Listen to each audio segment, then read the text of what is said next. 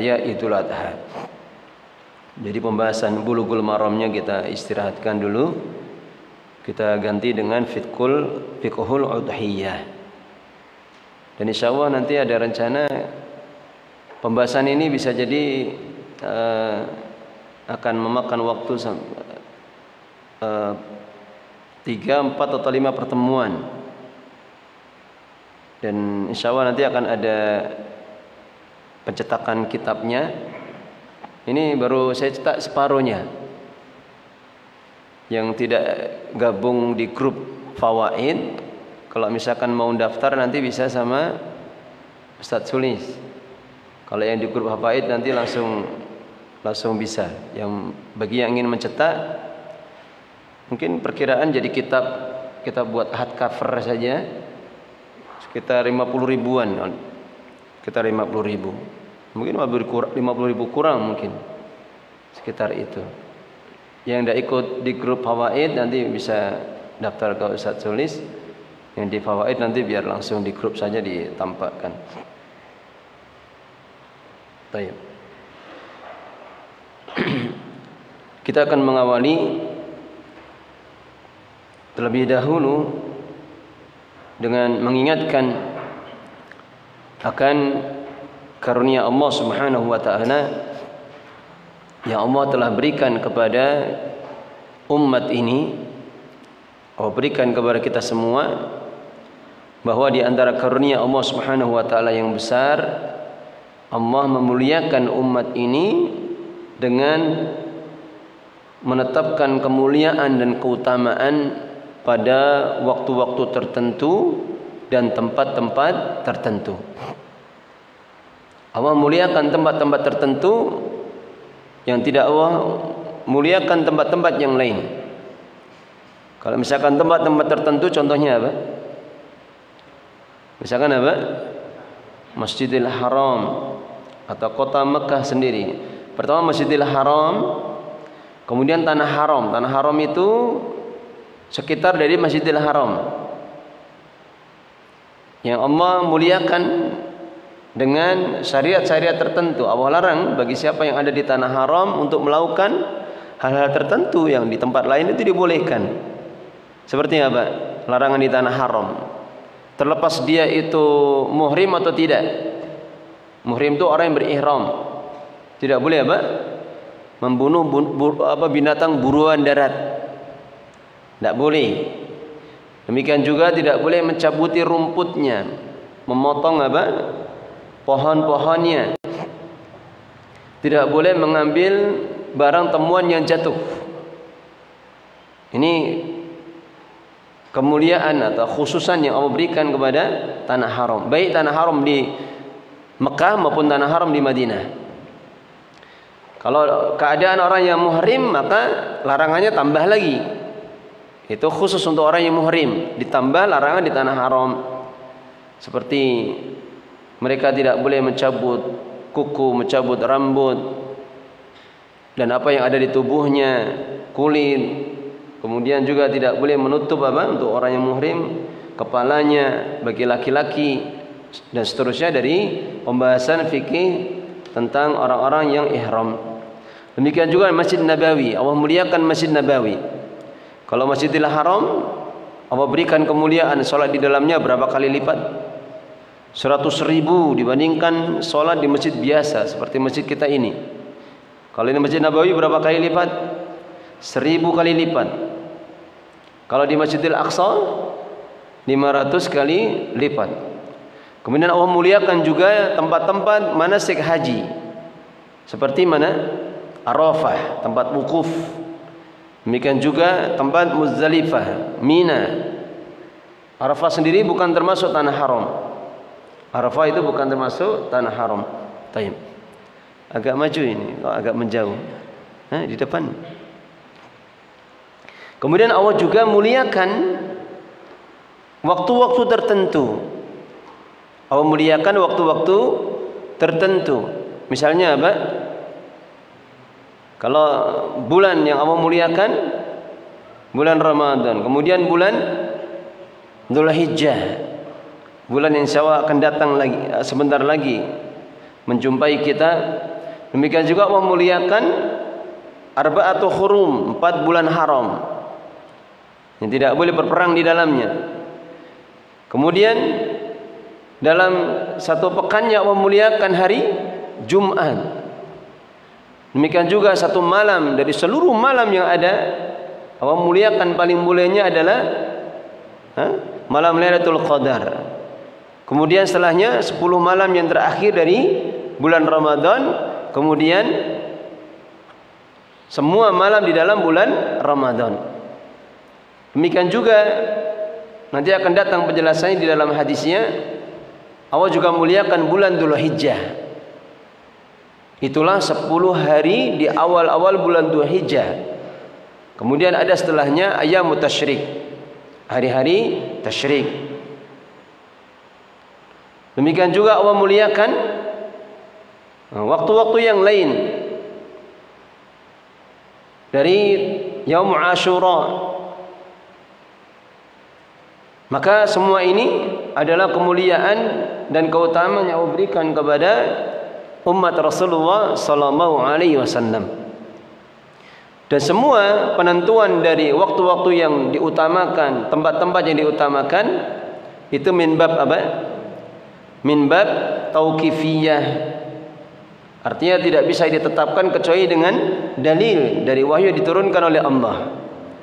Tidak boleh kita menetapkan suatu tempat itu mulia, berberkah, ada berkahnya, kemudian dilipat gandakan ibadah di dalamnya. Tidak boleh kita menetapkan kecuali dengan dalil.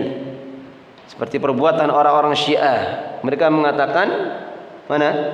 Tanah Karbala itu tanah yang suci. Bahkan berziarah ke sana itu lebih utama daripada berziarah ke Masjidil Haram atau berziarah ke Ka'bah Al-Musyarrafah. Ini keyakinan mereka. Atau mungkin orang-orang Jawa berziarah ke makam wali fulan itu ada keutamaannya. Termasuk amalan-amalan tertentu, zikir-zikir tertentu yang mereka buat-buat dan mereka yakini ada keutamaannya. Maka semua ini termasuk di antara bab berbicara tentang agama ini tanpa ilmu, tanpa wahyu yang diturunkan oleh Allah Subhanahu wa taala. Maka dalam rangka untuk saling mengingatkan dan menasihatkan bahwa insyaallah ta'ala jika Allah mengendaki dan mengizinkan akan datang kepada kita satu bulan yang penuh dengan kemuliaan juga. Kalau sekarang kita berada di bulan apa?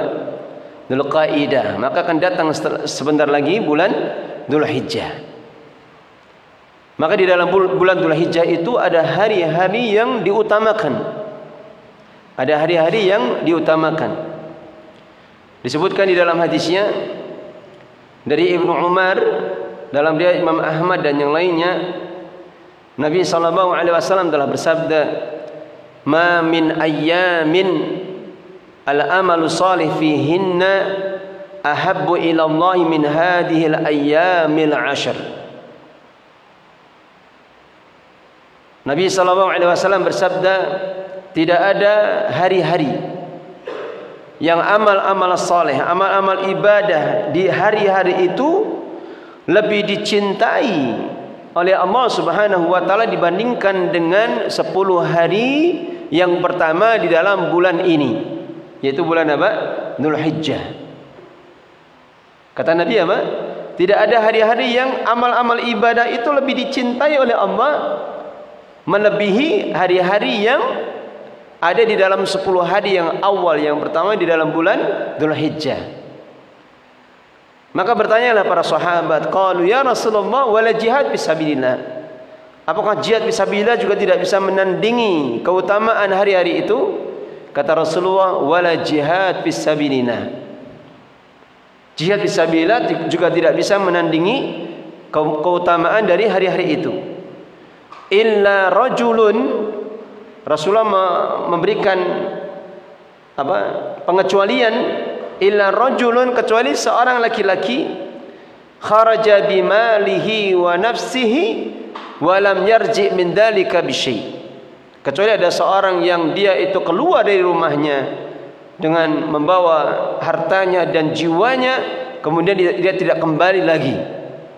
Dia tidak kembali lagi dengan harta dan jiwanya itu, artinya dia gugur di dalam medan jihad fisabilillah. Baru orang yang syahid di dalam jalan Allah ini bisa menandingi kemuliaan amal-amal saleh yang dilakukan di hari-hari itu. Sehingga wajib bagi kita untuk memuliakan dan mengagungkan apa yang dimuliakan dan diagungkan oleh Allah Subhanahu wa taala. Dan kita sadari, kita rasakan dulu sebelum kita mendengar hadis ini. Kapan kita masuk pada tanggal 1 Dzulhijjah? Kira-kira ada pemuliaan dan pengagungan tidak di dalam hati kita? Hampir-hampir tidak ada. Karena baru terasa ada kecintaan, pemuliaan itu kalau sudah masuk tanggal 9 Dzulhijjah. Sehingga dari tanggal 1 sampai tanggal 8 itu hampir-hampir kita tidak pernah memperhatikan.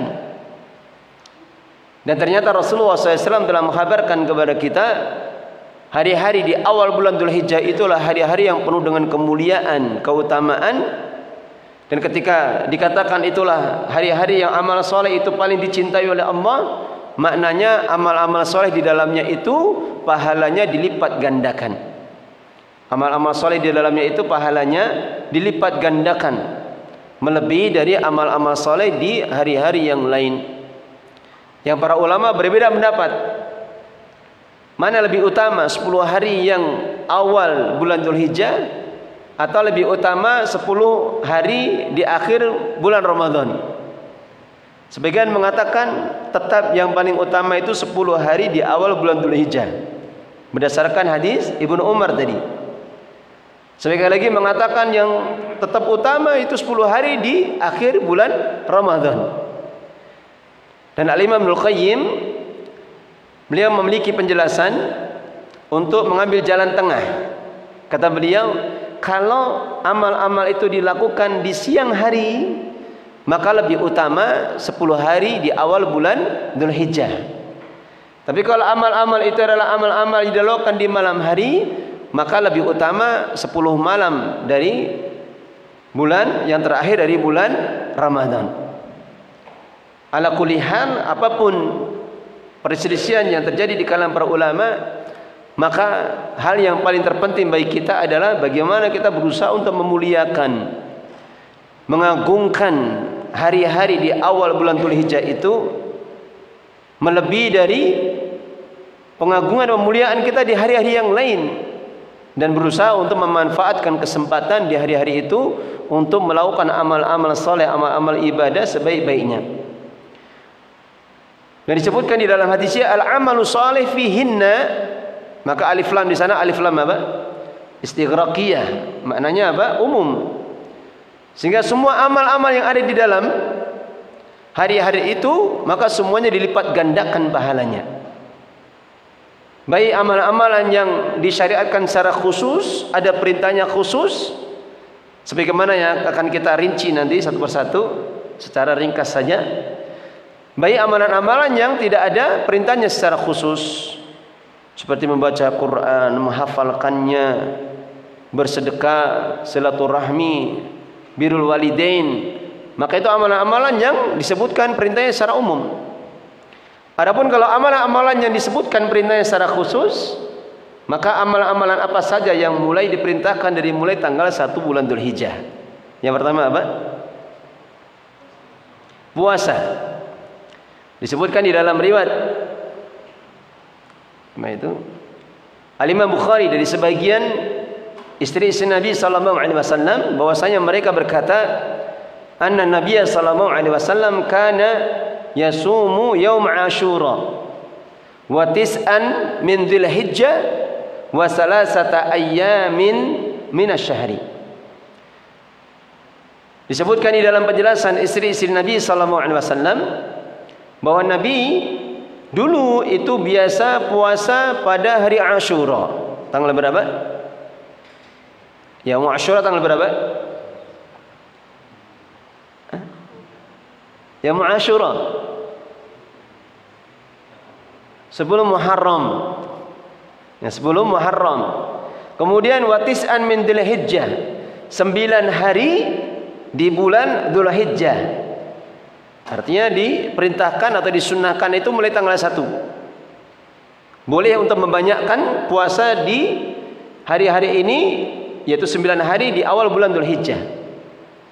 Boleh hanya sebagian saja, yang penting tidak ada pengkhususan waktu kecuali dengan apa yang disebutkan dalilnya.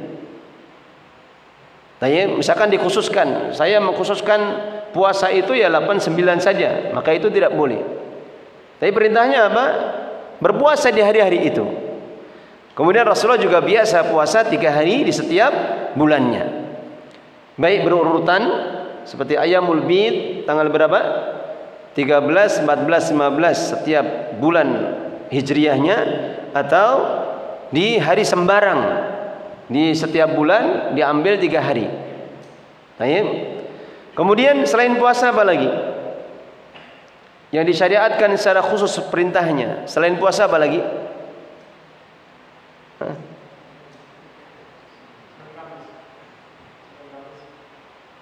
Itu puasa. Selain puasa, nanti kalau berkurban itu tanggal berapa? 10 nanti. Ini baru tanggal 1. Antum kalau nyembelih kurban tanggal 1 sedekah saja namanya. Naam, bertakbir, bertahlil, bertahmid, bertahlil itu disyariatkan di awal bulan Dzulhijjah. Dan takbirnya takbir mutlak, artinya tidak dikaitkan dengan waktu khusus seperti ba'da sholat fardu, tidak. Tapi takbirnya takbir apa? Mutlak. Misalkan kita ingat ketika naik motor, naik kendaraan, ketika di rumah masih masak, bersih-bersih, ingat takbir.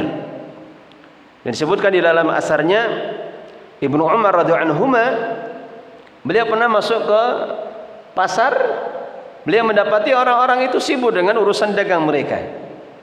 Lalu beliau berinisiatif, berniatan untuk bertakbir, dan beliau agak keraskan itu. Allahu Akbar, Allahu Akbar, Allahu Akbar. Orang-orang dengar, akhirnya mereka ikut-ikutan bertakbir. Sehingga satu pasar itu bergemuruh dengan takbir. Ini namanya takbir apa? Mutlak. Dan itu dilakukan mulai tanggal 1 sampai kapan terakhirnya?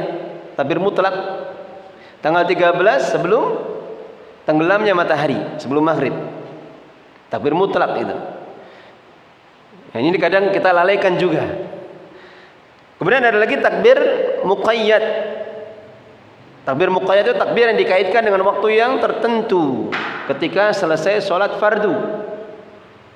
Dan tanbih, perhatian, takbirnya tidak takbir berjamaah, satu komando, bukan. Tapi takbirnya takbir sendiri-sendiri, tidak berbarengan.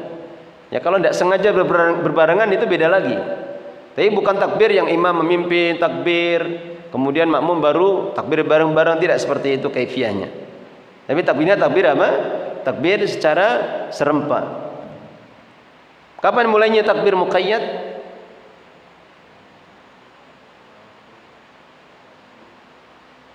Kapan mulainya takbir muqayyad?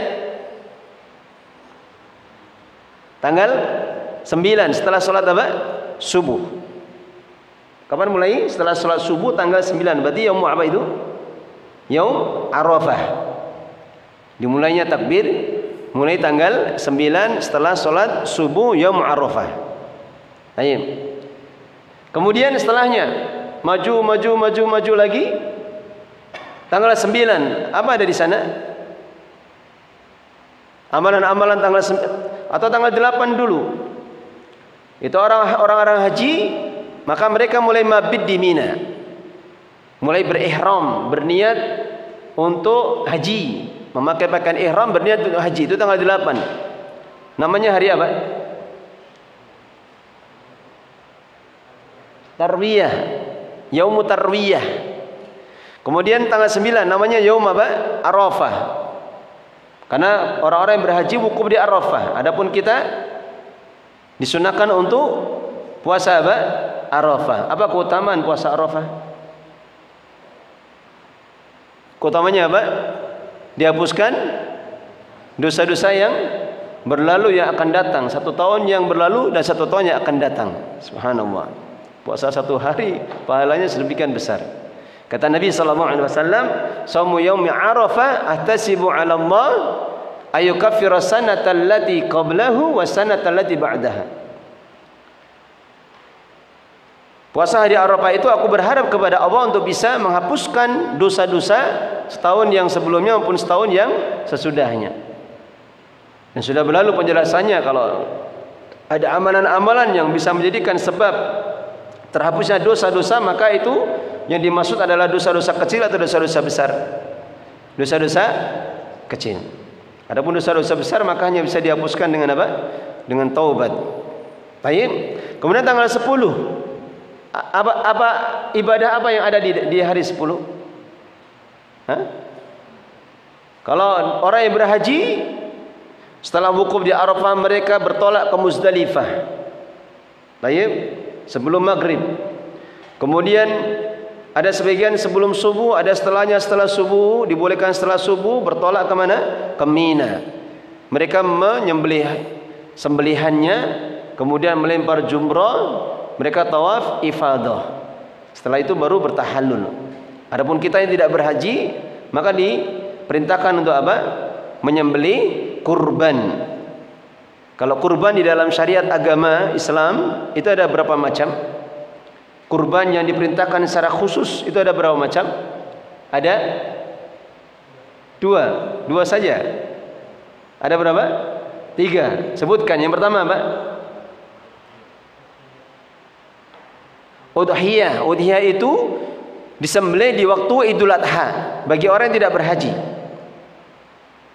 Kemudian yang kedua apa? Aqiqah. Aqiqah dikaitkan dengan kelahiran anak. Kemudian yang ketiga apa? Memang kalau tidak pernah haji ya seperti ini. Dimaklumi ya. Hadyu. Yang ketiga namanya apa? Hadyu. Jadi sembelihan di dalam Islam itu yang diperintahkan secara khusus itu ada 3. Yang pertama adalah udhiyah, disembelih pada tanggal 10 Dzulhijjah. Setelah apa? Salat Idul Adha terakhir menurut pendapat yang rajih itu sebelum matahari tenggelam di tanggal 13 Dzulhijjah. Baik. Kemudian yang kedua adalah al-hadyu. Hadyu sembelihan untuk siapa? Orang-orang yang berhaji. Itulah orang-orang yang berhaji, haji tamattu dan haji ifrad. Adapun haji qiran maka tidak diwajibkan. Kemudian yang ketiga adalah aqiqah. Aqiqah itu sembelihan untuk anak yang dilahirkan, dikaitkan dengan kelahiran seorang anak. Ayo. Maka kalau ada pertanyaan, dalam 1 tahun itu hari yang paling agung, paling mulia di sisi Allah itu hari apa? Kalau ada pertanyaan, hari yang paling agung dan paling mulia di sisi Allah itu hari apa?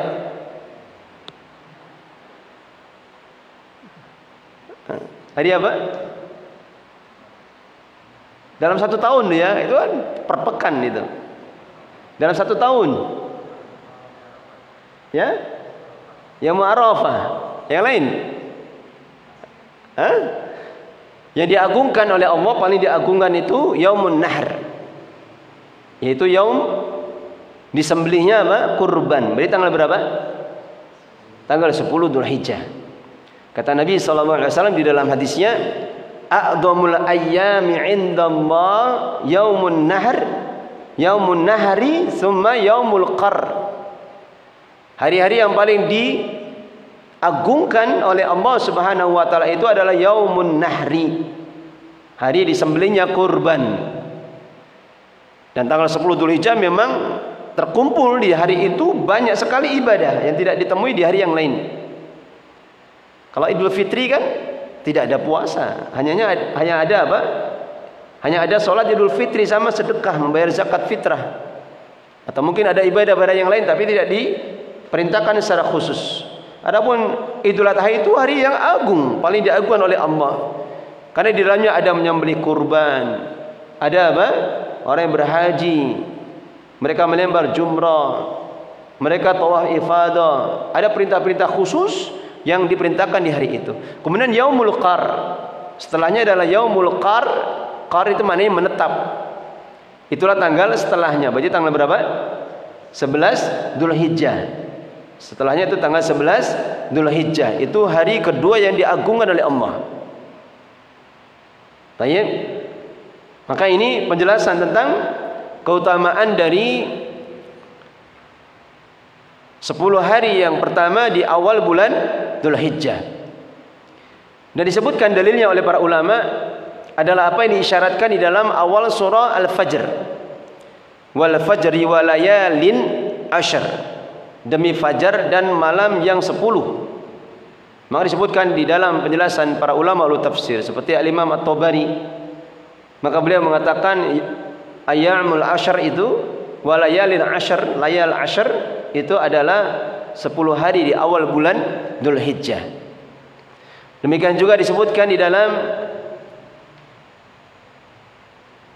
ayatnya, disebutkan di dalam ayatnya dalam surah Al-Hajj, Allah Subhanahu wa taala menyebutkan adanya isyarat tentang hari-hari yang diagungkan yang di dalamnya banyak berzikir kaum muslimin. Itulah yang dimaksud dengan 10 hari yang pertama dari awal bulan Dzulhijjah.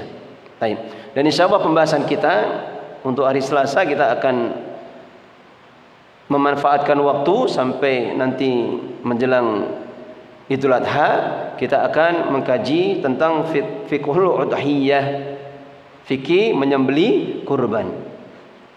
Jadi secara khusus disebutkan tentang fikih udhiyah, yaitu fikih menyembelih kurban yang dilakukan pada tanggal 10 Dzulhijjah, hari Idul Adha sampai hari-hari tasyrik setelahnya. Baik. Kalau antum lihat PDF-nya ada di halaman ke-7. Berkata penulis, ta'riful udhiyah. Yang pertama adalah ta'rif dari udhiyah. Udhiyah jamaknya adalah adahi.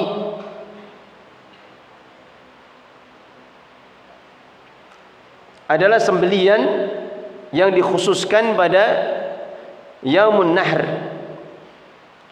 yaitu dikatakan wa duha bisya dabahaha duhan nahr. Sembelian dikhususkan pada Yaumun Nahr dan hari-hari setelahnya.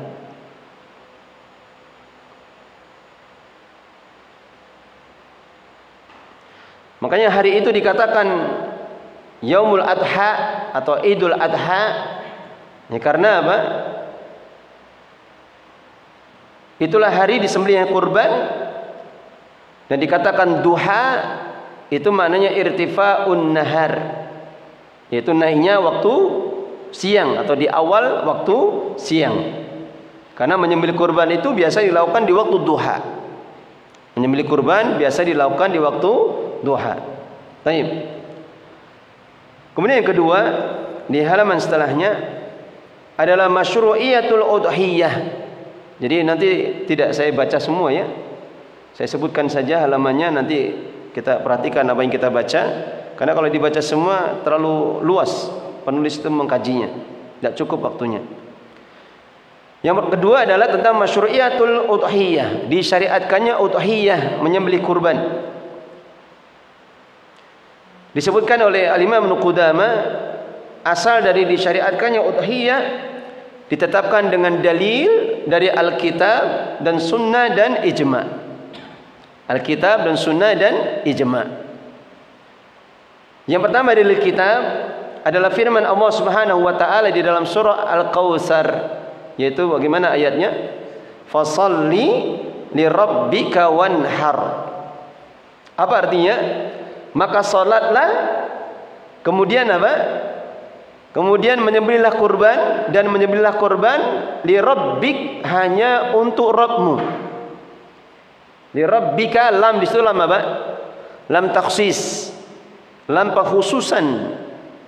Artinya salat hamba itu dan sembelihannya itu hanya milik Allah atau ditujukan kepada Allah Subhanahu wa taala.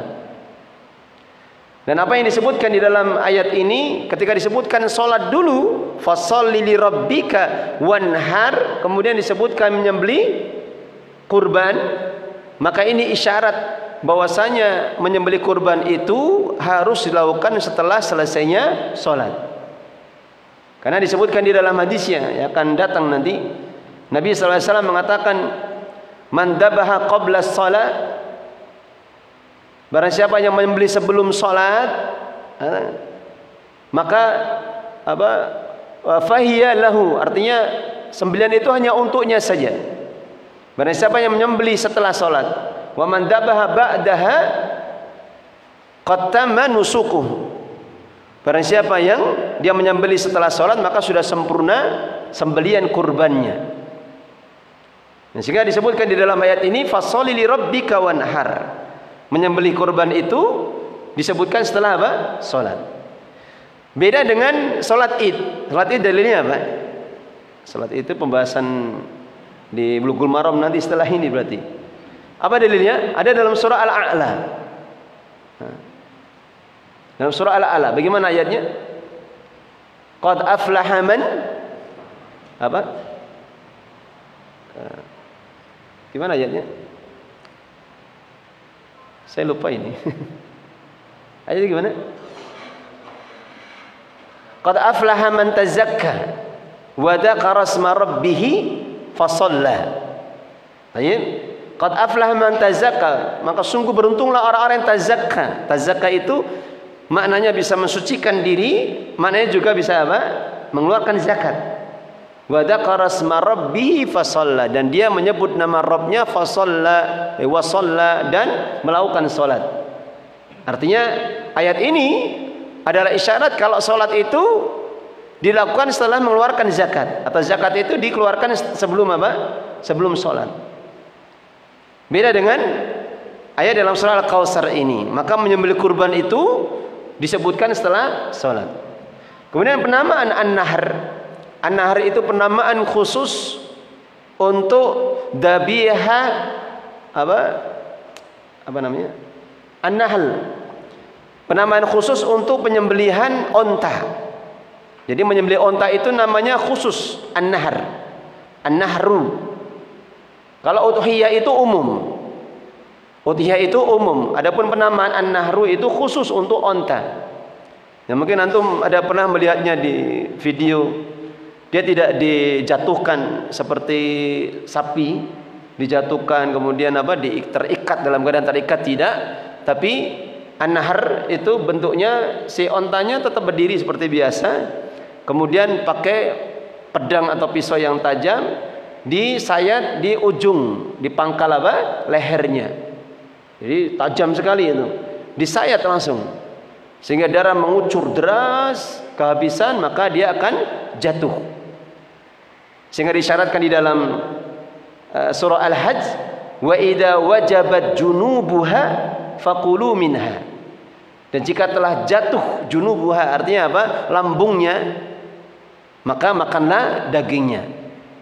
Ini cara penyembelihan onta seperti itu. Kalau sapi kan diikat dulu, kemudian dijatuhkan. Dia dalam kondisi terikat, baru disembelih. Sebagaimana kambing juga dalam keadaan terikat. Kalau onta itu tidak, itu namanya, ada nama khusus namanya an-nahr. Tayyib. Kalau di Indonesia hampir-hampir tidak pernah nyembelih onta. Onta adanya di Bonbin. Nyembelih onta ditangkap polisi nanti malam. Tapi di sana onta itu banyak. Kalau antum yang pernah umroh, kalau kita perjalanan antara Mekah Madinah itu kadang di kanan kiri jalan orang-orang Badui, mereka punya kemah-kemah itu, mereka angon ontanya di sepanjang jalan. Tapi sangat-sangat jarang sekali kalau di pinggiran jalan itu. Tayyib. Ini dari ayat Al-Quran. Adapun kurban sendiri disebutkan di dalam banyak ayat, beberapa ayat, sebagai bentuk dari ibadah yang hanya boleh ditujukan kepada Allah Subhanahu wa taala. Kalau dalam surah Al-Kautsar ini dengan kurban yang khusus dilakukan di waktu Yaumun Nahr atau Yaumul Idul Adha. Apa dalilnya? Kurban itu ibadah kepada Allah Subhanahu wa taala yang agung. Dalam surah Al-An'am, "Qul inna salati wa nusuki wa mahyaya wa mamati lillahi rabbil alamin.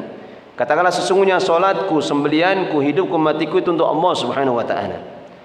Kemudian disebutkan di dalam surah Al-Hajj, wa ja'alna likulli ummatin mansakan. Dan telah kami jadikan pada setiap umat itu mansakan. Syariat apa? Menyembelih kurban. Lihat kurus Allah, agar mereka menyebut nama Allah, mengingat nama Allah, ala ma razaqahum min bahimatil an'am, atas apa yang Allah telah rezekikan kepada mereka min bahimatil an'am, dari binatang-binatang ternak. Nah, ya. Ini dari ayat Al-Qur'an. Kemudian dari sunnah, fama rawa Anasun, pada apa yang diriwayatkan oleh Anas bin Malik radhiyallahu an, beliau mengatakan, dohan nabiyyu bikabsyaini amlahaini akranaini dabahahuma biyadihi wa samma wa kabbara wa wada'a rijlahu ala sifahiha, muttafaqun alaih. Hadis riwayat Imam Bukhari dan Muslim. Anas mengatakan radhiyallahu an, Nabi SAW pernah menyembelih.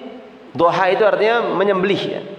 Doha maknanya menyembelih bikabsyaini amlahain. Apa kabsy?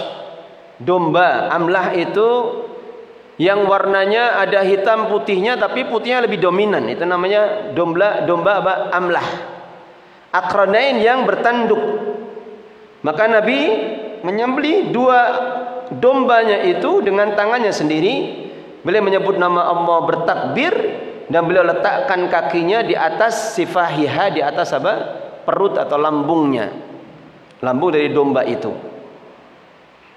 Hadis diriwayatkan oleh Imam Bukhari dan Imam Muslim. Maka disebutkan di sini amla itu apa yang ada pada tubuh domba itu, bayadun wasawad. Ada warna putih, ada warna hitam. Wa bayadu aglab, dan warna putihnya itu lebih dominan. Telah mengatakan demikian Al-Kisai, dan berkata Al-Imam Ibnu Arabi, huwa linnaqi al-bayad. Lebih apa? Lebih tampak jelas putihnya. Ini dalil dari sunnah. Kemudian dari ijma' para ulama, maka semua para ulama di kalangan para sahabat dan para ulama yang datang setelahnya, mereka bersepakat akan tersyariatkannya menyembelih kurban yang namanya udhiyah. Itulah penyembelihan kurban yang khusus dilakukan pada tanggal 10 Dzulhijjah dan hari-hari yang setelahnya dari hari-hari tasyrik. Baik.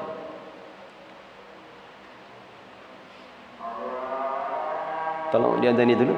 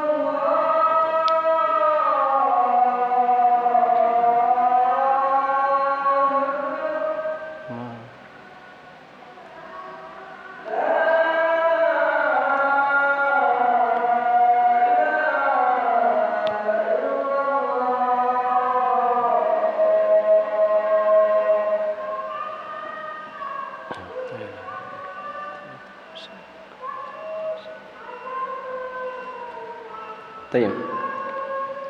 Kemudian setelahnya bab ma warada fi fadlil udhiyah. Bab apa yang datang di dalam penjelasan keutamaan dari udhiyah, menyembelih kurban. La syakka anna al-udhiyah ibadatun lillah wa qurbatun ilaihi.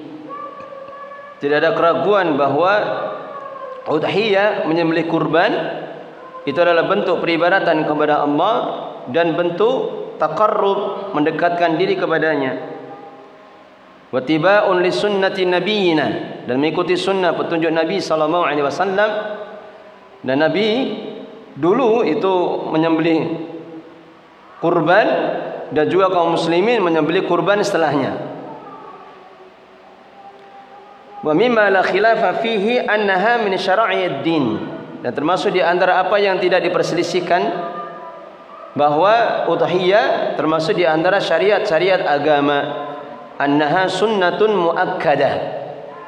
Udhiyah itu termasuk sunnah muakkadah inda jumhuril ulama, menurut pendapat jumhur kebanyakan para ulama. Jadi disinggung oleh beliau berkaitan dengan hukumnya, maka beliau mengatakan jumhur kebanyakan para ulama mengatakan udhiyah itu hukumnya sunnah muakkadah. Adapun sebagian para ulama berpendapat bahwasanya hukum udhiyah itu hukumnya wajib. Seperti pendapat Rabi'ah, Al-Imam Al-Auza'i, Abu Hanifah, Al-Lais, maka hukumnya wajib. Akan tapi para ulama secara umum mengatakan udhiyah itu hukumnya sunnah. Bahkan misalkan ada seorang yang kaya, dia musir, artinya musir itu punya kelapangan harta, kapan dia tidak berkurban, maka dia tidak ada dosa. Maka tidak ada dosa. Adapun mungkin hadis yang pernah antum dapatkan, disebutkan di dalam hadisnya, mana tadi?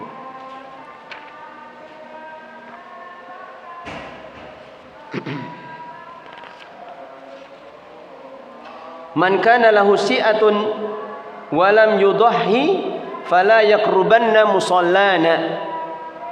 Barang siapa yang dia punya kelapangan dan dia tidak menyembelih kurban, maka janganlah dia sekali-kali yang mendekati tempat-tempat solat kami. Pernah dengar hadis ini? Pernah, itu hadis terkenal itu. Kadang dibaca oleh para khutbah, para khatib, para penceramah. Mereka membacakan hadis ini. Hanya saja hadis ini adalah hadis yang dhaif. Hadisnya adalah hadis yang dhaif, yang tidak boleh dijadikan sebagai hujjah. Adapun dalil-dalil yang disebutkan oleh para ulama dari beberapa hadis, kemudian apa yang disebutkan dari asar para sahabat, para tabi'in, maka jumhur kebanyakan para ulama mengatakan udhiyah itu hukumnya sunnah muakkadah. Baik. Kemudian telah datang beberapa hadis berkaitan dengan keutamaannya, keutamaan menyembelih kurban. Waqad waradat ahaditsu fi fadliha walakin lam akif ala hadisin wahidin sahihin minha. Dan sungguh telah datang beberapa hadis yang menyebutkan tentang keutamaan udhiyah, akan tetapi aku tidaklah mendapati ada pada satu hadis yang sahih pun yang menyebutkan tentang keutamaannya. Paham ini? Disebutkan oleh Al-Imam Ibnu Arabi, laisa fi fadlil udhiyah hadisun sahihun. Tidak ada di dalam keutamaan menyembelih kurban atau udhiyah itu satu hadis yang sahih pun. Adapun hadis-hadis yang ada, beliau di sini menyebutkan ada 9 hadis. Banyak ya. Ini sebagian saja, 9 hadis yang menjelaskan tentang keutamaan menyembelih kurban. Tapi hadisnya semuanya itu imma dia itu dhaif, imma mungkar, berarti mungkar lebih buruk daripada dhaif, imma maudhu, palsu. Ada di sini disebutkan 9 hadis. Saya sebutkan secara ringkas saja sebelum saya tutup. Yang pertama hadis Aisyah. Nabi SAW pernah mengatakan, "Man amila ibnu Adam yauman nahri amalan ahabba ilahi azza wa jalla min hiraqatid dam. Wa innahu la ya'ti yaumal qiyamah biquruniha wa adlafiha wa ash'ariha. Wa inna ad-dama la yaqa'u min Allahi azza wa jalla bi makanin qabla an yaqa'a 'alal ardi fatibu biha nafsan." Ini hadis terkenal. Kalau waktunya Idul Adha itu kadang disebutkan.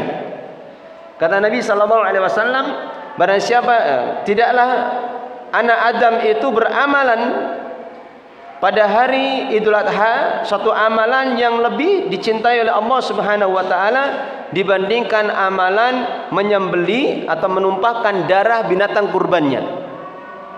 Baik. Nah, sesungguhnya kelak binatang kurbannya itu akan datang pada hari kiamat bikuruniha dengan tanduk-tanduknya wa adlafia dan sepatu ladam sepatu-sepatunya wa ash'ariha dan rambut-rambutnya, bulu-bulunya. Dan sesungguhnya darahnya itu kelak akan mendapatkan kedudukan di sisi Allah Subhanahu wa taala qabla ayaqa'a 'alal ardi, sebelum jatuh ke bumi. Fatibu biha nafsan, maka bergembiralah dengan apa? Ibadah kurban itu. Baik.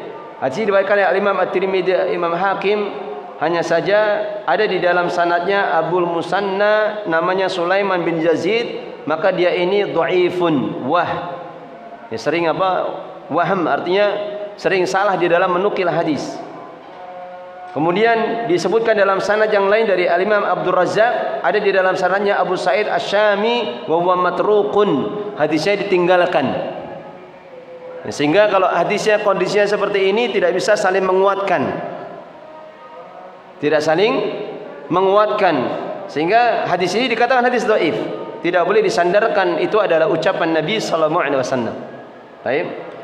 Kemudian hadis yang kedua disebutkan di dalam hadis Zaid bin Arqam.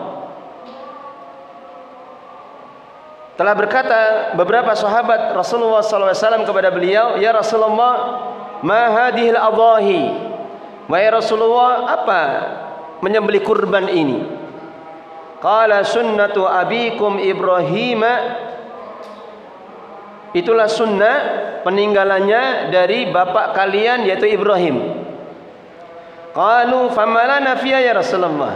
Apa yang akan kita dapatkan ya Rasulullah kalau kami menyembelih kurban? Qala bikulli sya'ratin hasanah.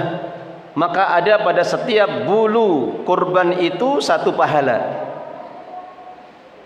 Ini hadis ini juga ma'ruf. Qalu fansarafa qalu fasufu ya Rasulullah. Lalu bagaimana dengan domba ya Rasulullah? Domba yang ada bulu wolnya itu, yang dibuat untuk wol.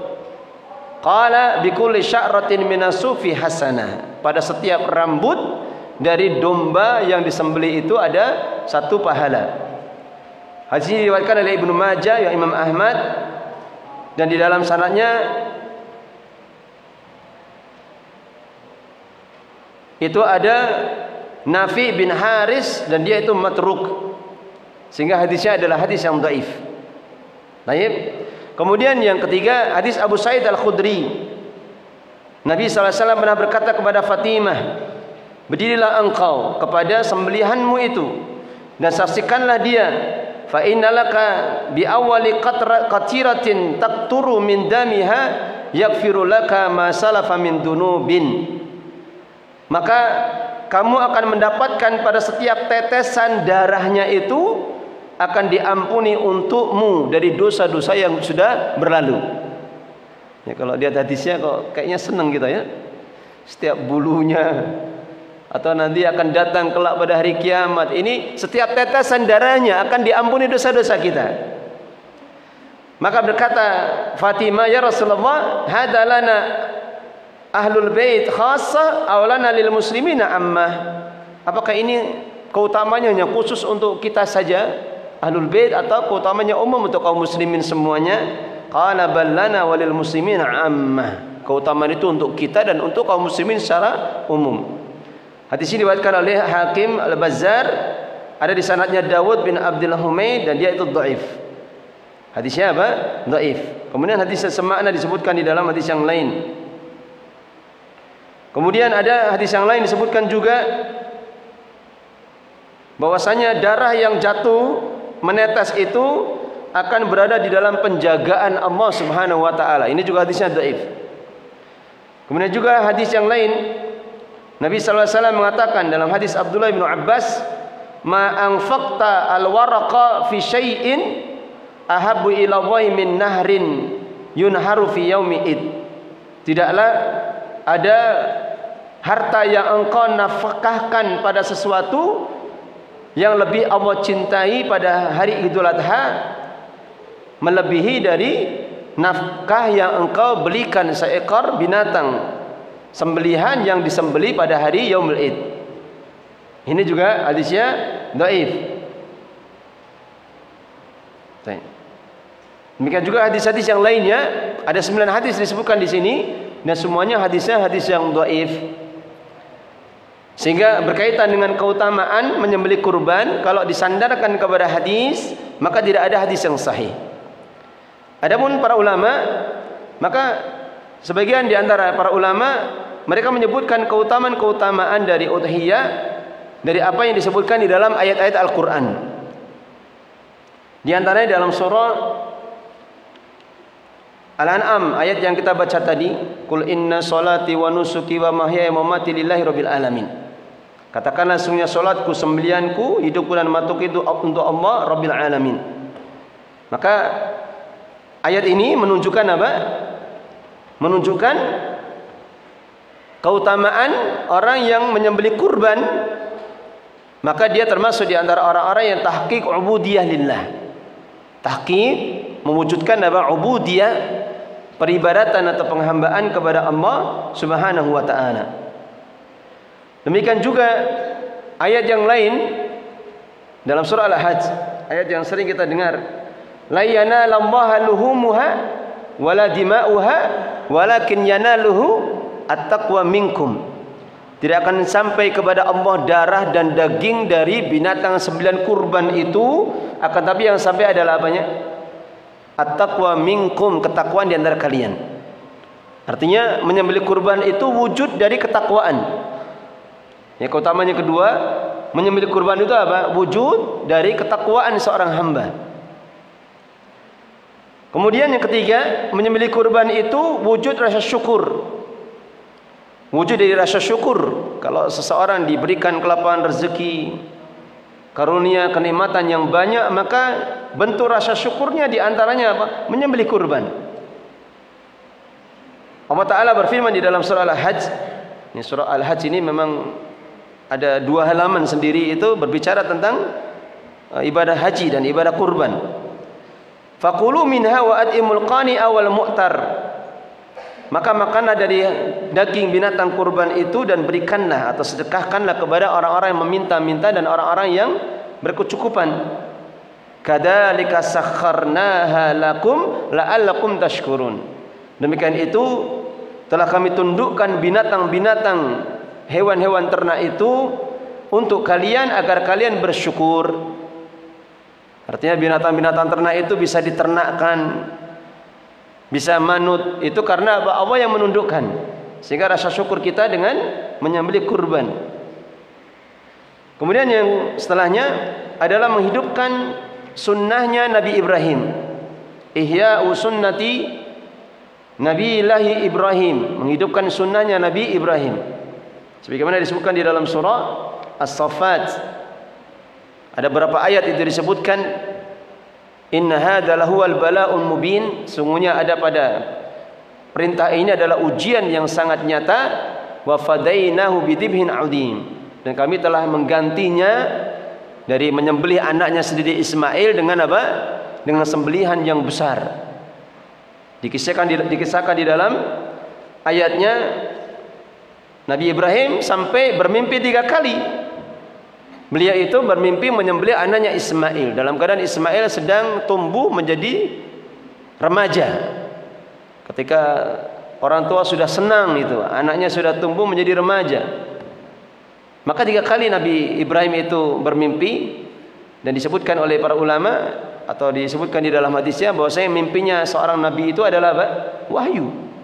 Karena syaitan tidak bisa masuk di dalamnya. Mimpinya seorang nabi itu adalah wahyu. Sehingga Nabi Ismail ketika diberikan kabar ini, beliau memasrahkan diri kepada Allah.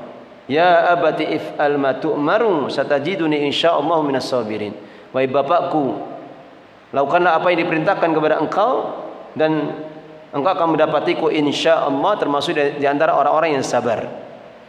Ini ketundukan yang luar biasa. Ya, kalau bukan karena tauhid, tentunya seorang anak mau disembelih orang tuanya pasti akan lari. Sehingga ketika sudah diletakkan, sudah disembelih, pisaunya sudah mau diletakkan, datanglah suara yang menyeru Nabi Ibrahim. Falamma aslama wa tallahu lil jabin, tatkala keduanya sudah menyerahkan diri untuk mendelentangkannya, wa nadainahu ayya Ibrahim, maka kami seru dia, wahai Ibrahim, qad saddaqtar ru'ya, engkau sungguh telah membenarkan mimpi itu. Akhirnya Allah datangkan di belakang itu domba yang besar, yang gemuk itu. Sehingga pada saat itulah kemudian Nabi Ibrahim menyembelih domba itu. Yang mungkin ada di antara kita yang pernah mendengar kisahnya tidak seperti itu. Ada yang mengatakan ketika disembelih lehernya itu seperti apa? Seperti besi atau baja, tidak mempan itu. Disembelih tidak mempan. Ada yang mengatakan seperti itu. Ini tidak ya. Tapi yang benar, beliau belum sempat menyembelih, akan tapi beliau sudah memberikan wahyu lagi, dan datanglah seekor kambing atau seekor domba yang besar. Kemudian wa tarakna alaihi fil akhirin, dan kami telah jadikan ini sebagai sunnah ajaran bagi orang-orang yang datang setelahnya. Baik. Kemudian di antara keutamanya juga memperkuat ukhuwah. Memperkuat ukhuwah. Ini taqwiyatul ukhuwah, memperkuat ukhuwah bainal muslimin. Ketika orang yang punya kelapangan dia sedekahkan dari dagingnya itu, kemudian dia berikan kepada saudara-saudaranya juga sebagai hadiah, maka ini semakin menumbuhkan kecintaan. Semakin menumbuhkan kecintaan. Nanti akan datang penjelasannya bagaimana ini cara pembagiannya. Boleh enggak sebagian besarnya saya makan, saya cuma sedekah sebagian kecil saja? Boleh? Boleh tidak? Boleh. Tidak ada larangan itu. Hanya saja keutamaannya paling banyak bagian besarnya hendaknya disedekahkan. Apalagi ketika di sekeliling kita banyak orang-orang fakir. Banyak orang-orang fakir. Kemudian tidak boleh ya. Tidak boleh bersedekah dengan cara mengirimkan hewan kurbannya ke tempat lain. Ya, kadang ada seruan di grup-grup itu. Ayo siapa yang mau berkurban? Ini ada desa minus ini. Silakan transfer, nanti kita belikan sapinya atau kambingnya, nanti kita sembelih di sana. Maka seperti ini dikatakan oleh para ulama mukhalifus sunnah. Perkara yang menjadi sunnah. Maka yang sesuai dengan sunnah bagaimana? Sembelih di tempat tinggalnya. Adapun dagingnya mau dikirim di luar pulau, di luar negeri, maka tidak ada masalah. Yang penting dia sembelih di tempat mukimnya itu. Entah dia sembelih sendiri atau diwakilkan yang lain, tidak ada masalah. Kemudian setelahnya adalah ta'dimu sya'airillah, mengagungkan syiar-syiar Allah. Bahwa menyembelih kurban itu termasuk di antara syiar Allah yang agung. Disebutkan di dalam ayatnya dalam surah Al-Hajj, "Dzalika wa may yu'azzim sya'airallah fa innaha min taqwal qulub." Demikian itu barang siapa yang mengagungkan syiar-syiar Allah, maka sungguhnya syiar-syiar Allah itu adalah termasuk sesungguhnya tidaklah ada pengagungan kepada syiar-syiar Allah itu kecuali dari hati yang bertakwa kepada Allah Subhanahu wa taala. Sehingga menyembelih kurban termasuk di antara pengagungan syiar-syiar Allah. Dan kita kalau memikirkan hal yang lebih luas lagi, berapa dalam satu hari itu kambing yang disembelih? Mungkin hitungannya berapa juta kali di Indonesia ya. Di Indonesia sajalah. Mungkin 1 juta atau lebih mungkin kambing. Berapa sapi, berapa ratus sapi misalkan yang disembelih. Alhamdulillah ya tetap saja kambing-kambing itu banyak sekali. Nah, kalau orang-orang munafik ada yang mengatakan, nah itu pemusnahan massal katanya. Nah, tapi namanya syariat Allah yang menanggungnya. Dan alhamdulillah namanya kambing di mana-mana tetap ada. Kambing di mana-mana tetap ada. Padahal dalam 1 hari itu mungkin berapa juta yang disembelih. Dan alhamdulillah sekarang ini kaum muslimin begitu nampak sekali semangatnya di dalam menyembelih kurban. Dulu di masa waktu kita kecil terasa ya. Di kampung itu enggak, maksudnya di waktu kita kecil di kampung itu paling 3 kambing. Itu masjid besar, masjid jami itu. Atau berapa tahun yang lalu itu kalau di desa-desa itu satu desa kadang cuma 3 kambing, 4 kambing. Karena sebagian di antara mereka itu mempunyai pandangan yang namanya menyembelih kurban itu sekali seumur hidup. Bukan tersyariatkan setiap tahunnya. Ya, sehingga mereka kalau sudah pernah berkurban besok tidak pengen berkurban lagi. Atau desa itu di masjid jami itu cuman paling berapa kambing. Cuman sekarang sudah mulai berubah. Terakhir sudah mulai sapi, ada 1-2 sapi. Baik. Nah, ini diantara keutamaan-keutamaan yang disebutkan di dalam ayat-ayat Al-Quran.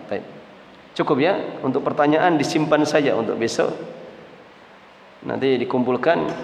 Semisal nanti waktunya tidak cukup, kita ambil waktu yang lain untuk menyelesaikan fikih udhiyah ini. Mungkin kita ambil waktu Seninnya atau kita ambil waktu Rabunya. Dan saya umumkan sekali lagi, insya Allah ini kitabnya 2 kalinya ini baru setengah saja yang saya cetak. Silakan nanti kalau ada di grup Fawaid yang mau pesan, nanti kita umumkan. Kemudian yang tidak ada di grup Fawaid nanti bisa pesan lewat Ustadz Sulis. Demikian, semoga bermanfaat. Akhiru da'na walhamdulillahirabbil alamin. Subhanaka Allahumma bihamdika asyhadu an la ilaha illa anta astaghfiruka wa atubu ilaik.